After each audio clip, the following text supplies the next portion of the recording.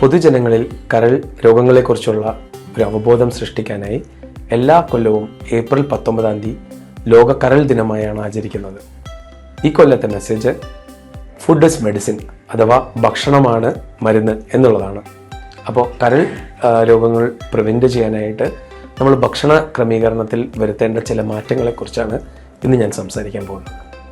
അപ്പോൾ നമ്മുടെ ഡയറ്റിൽ മെയിനായിട്ടും ഇന്ത്യക്കാരുടെ ഡയറ്റിൽ അന്നജം വളരെ കൂടുതലും പ്രോട്ടീൻ്റെ ഇൻടേക്ക് വളരെ കുറവുമാണ്.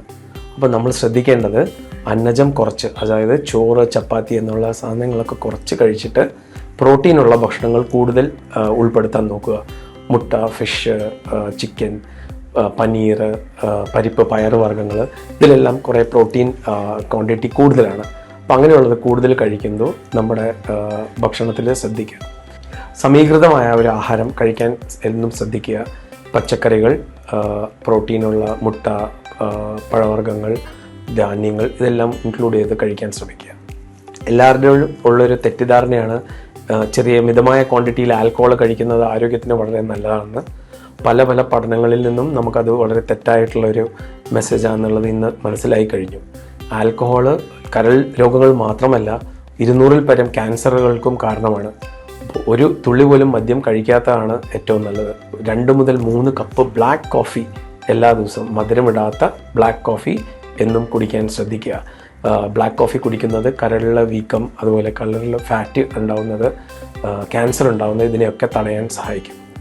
3-ാമത്തെ കാര്യം, നമ്മുടെ നാട്ടിൽ ഈ അൺറെഗുലേറ്റഡ് ആയിട്ടും അൺലേബിൾഡും ആയിട്ടും, അതായത് പേരോ കണ്ടൻറ്റോ ഒന്നും എഴുതാതെയുള്ള ഹെർബൽ എന്ന് പറഞ്ഞിട്ടും നാച്ചുറൽ എന്ന് പറഞ്ഞിട്ടും ഒക്കെ കുറേ സപ്ലിമെൻ്റ് ഇന്ന് ലഭ്യമാണ്.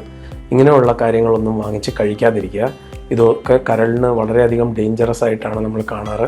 പല രോഗികളും കരൾ ഫെയിലിയർ വരെ വന്ന് നമ്മുടെ അടുത്തൊക്കെ വന്ന് അഡ്മിറ്റ് ആവാറുണ്ട്. പിന്നെ ശരീരഭാരം ഒരു മിതമായ ക്രമീകരിക്കുക. അതായത് നമ്മുടെ ഹൈറ്റിൽ നിന്നും പുരുഷന്മാരാണെങ്കിൽ 100-ഉം സ്ത്രീകളാണെങ്കിൽ 105 സെൻറ്റിമീറ്ററും കുറയ്ക്കുക.